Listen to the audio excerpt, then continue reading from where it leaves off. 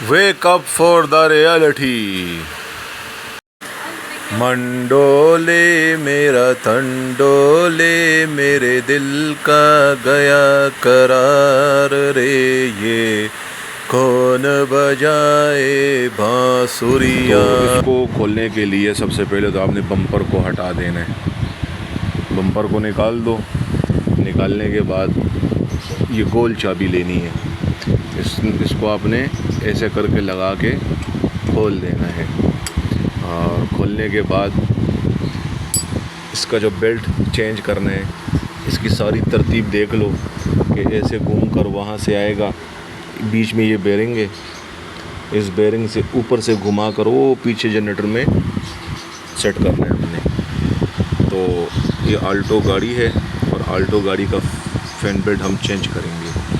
तो मेरे साथ सीन ये हुआ है, जब मेरा कंप्रेसर इस आल्टो का अपना जला है ना, तो ये मैंने होंडा N1 का डलवाया था ना, तो इसकी जो गरारियाँ हैं ना वो है 1 2 3, यानी जब मैं इसको खोलूँगा मैं आपको दिखाऊँगा तो वो 4 हैं। और ये देखो, ये पीछे एक गरारी खाली हो चुकी है आईलो वाला टेलीफोन को। तो ये जो है ना, ये एक गरारी खाली क्यों हो गई है, क्योंकि इसकी इंजन की जो पुलियाँ हैं ना उसकी गरारियाँ 5 हैं। और कंप्रेसर मुझे दे दिया कबाड़ी ने, यानी जो काबली माल बेचता है उसने दे दिया 4 गरारियों वाला। अब ये गलती किसकी है? ये गलती मिस्त्री की और इसको बेचने वाले की। उसको चाहिए था, क्योंकि मैंने तो गाड़ी पहली बार ली ना, ये मुझे तो नहीं पता इस चीज़ का। हूँ पुराना ड्राइवर, लेकिन लाज़मी बात है नई चीज़ में बंदे को एक्सपीरियंस नहीं होता, लेकिन बाद में हो जाता है। तो अब मुझे एक मसला क्या पेश आ रहा है कि ये जो बेल्ट मैं लेता हूँ ना, जैसे भी मैं ये लेकर आया हूँ, ये मार्केट से आपको कोई 1400 का देगा, कोई 1300 का देगा। तो ये बेल्ट जो है ना ये देसी है, ये ज़्यादा अरसा नहीं चल पाते। ये वाला बेल्ट मैं खोल के आपको दिखाऊंगा इसकी क्या हालत हो गई है 3 महीनों में या 2.5 महीनों में या 4 महीनों में। खैर 800 रुपये बुरे भी नहीं है 3 महीनों के लिए। तकसीम 4 महीने करो तो वही 200 रुपये पर महीना पड़ जाता है, तो इतना बड़ा मसला नहीं है ये। लेकिन इनकी एक मुसीबत ये आवाज़ भी करते हैं ना, यानी चुर चुर की आवाज़ें आती हैं इनमें से, देसी बेल्टों में से, ओरिजिनल में नहीं आती। तो ये बेल्ट जो है ना, अभी हम लगाएंगे इसको, और इसमें देखो ये नालियाँ बनी हुई है 3 और जरिया बनी हुई है 4।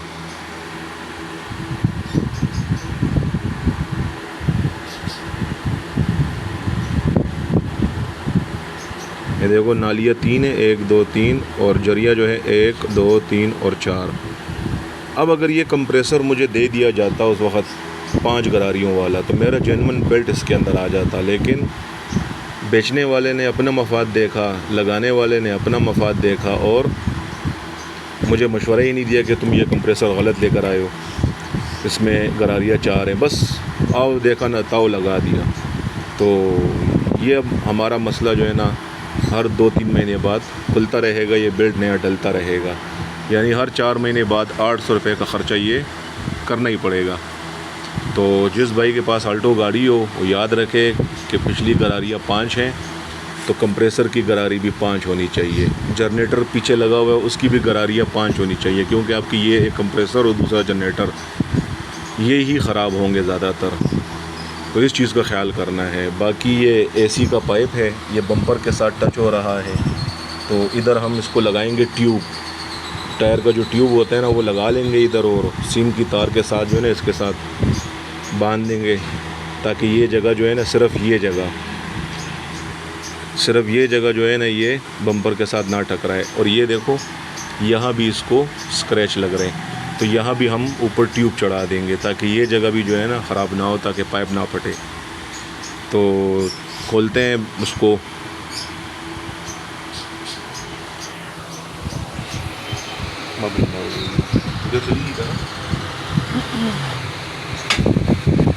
अगर यहाँ पर रख के कंप्रेसर को पीछे करोगे तो बम्पर टूटेगा, ये प्लास्टिक।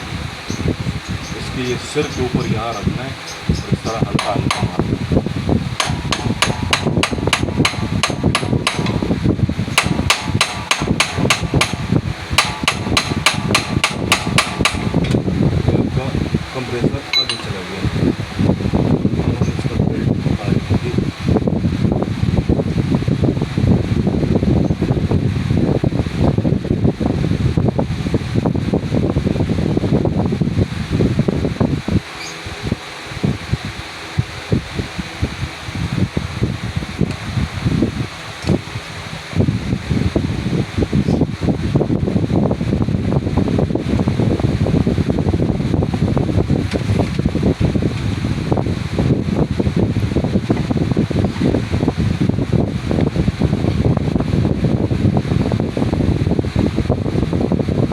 ये देखो, ये सारा जो है ना कमज़ोर हो चुका है, फट गया है। अगर मैं इसको और टाइट करता ना तो कुछ दिन बाद ये टूट जाता। तो बस वक्त ही खोल दिया है। ये है पाकिस्तान के अंदर जेन्युइन चीज़ें बिक रही हैं। ये हालत है बेल्ट की। ऐसा लगता है जैसे हम इस पर सारा दिन जो है ना ट्रक घसीटते हैं। ये बेल्ट की हालत हो चुकी है। बहरहाल 200 रुपये में महीना चल रहा है तो ठीक है, क्या कर सकते हैं।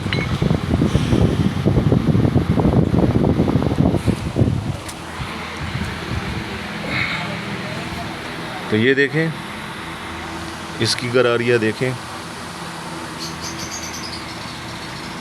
इसके सेंटर में ये वाली 1, 2 और 3 है, और वहाँ पे 1, 2, 3 और 4 हैं। ये फ़र्क है इसका, इसकी गरारी में और उसकी गरारी में।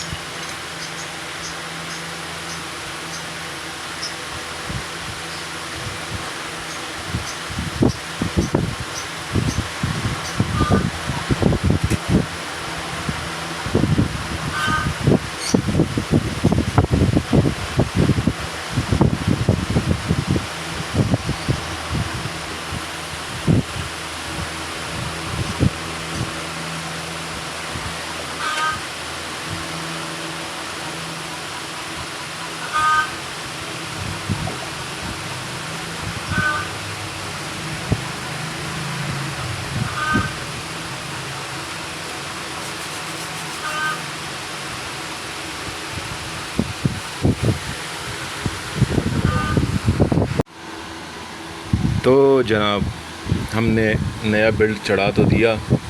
वैसे इस का जो जेन्युइन साइज़ होता है वो 4P के 1300 होता है। अब 1290 लेकर आओ तो वो छोटा पड़ जाता है, और पिछली बार मैं गया, मुझे 1300 वाला फिर नहीं मिला क्योंकि वो 1300 वाला है, और ये जो है ये 1320 है। दुकानदार ने कहा ये भी लग जाएगा। अब मैं इसको फुल पीछे ला चुका हूँ, नट भी नहीं लग सकता, इतना पीछे ला चुका हूँ। और बेल्ट की हालत देखो कि ढीला पड़ा हुआ है। अब मैं और टाइट नहीं कर सकता इसको, तो इसलिए इस बेल्ट को वापस निकालना पड़ेगा। तो ये वीडियो मैंने इसलिए बनाई है ताकि जो आल्टो वाले हैं ना वो इस चीज़ का ख्याल करें कि एक कंप्रेसर की गरारी या पीछे वो जो जनरेटर लगा है उसकी गरारी, अगर कल को जनरेटर ख़राब होता है तो गरारियाँ 5 होनी चाहिए। इस जगह की गरारियाँ 5 होनी चाहिए, कंप्रेसर की भी और जनरेटर की भी, क्योंकि जो इंजन की पुलियाँ हैं ना वो देखो एक गरारी खाली है। तो इसलिए ये बेल्ट आपको फ़ायदा नहीं देगा। 4PK वाला 5PK वाला होना चाहिए। अभी हम इसको वापस निकालेंगे और फिर एक मुसीबत झेलेंगे, जाएंगे उसको ये वापस करेंगे, 1290 लेकर आएंगे, क्योंकि 1300 के साइज़ में जेन्युइन साइज़ में नहीं मिल रहा मार्केट में। 5PK में मिल जाएगा लेकिन वो इसमें लगेगा नहीं, क्योंकि वो बेल्ट बड़ा होगा। पीछे तो लग जाएगा लेकिन कंप्रेसर में नहीं लगेगा, तो इसलिए वापस निकालेंगे इसको। तो इस टेंशन से आल्टो वाले बच के रहना।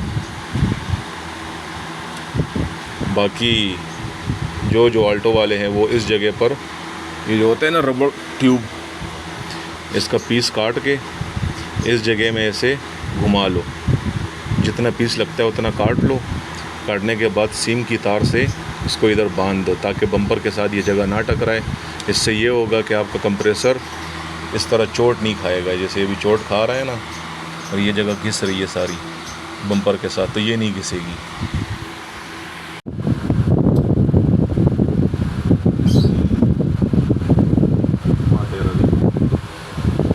तो भाई परेशानी आई, जैसे टिकटॉक पे वो बंदा कहता है ना, वर्डल्स आएंगे, बोलने में तो आसान है, करने में मुश्किल होता है।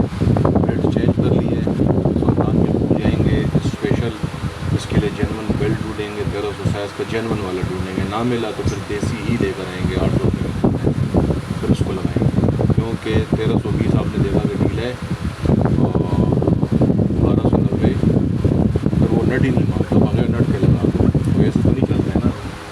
तो इसलिए आल्टो वाले ख्याल करना।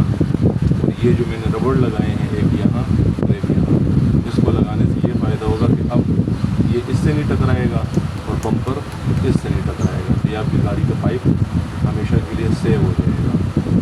यानी जो 5 साल निकालेगा तो अब 10 साल चलेगी। इसलिए परेशानियाँ आएंगी, घबराना नहीं है, परेशानियों को दूर करना है, उसके लिए कोशिश शर्त है।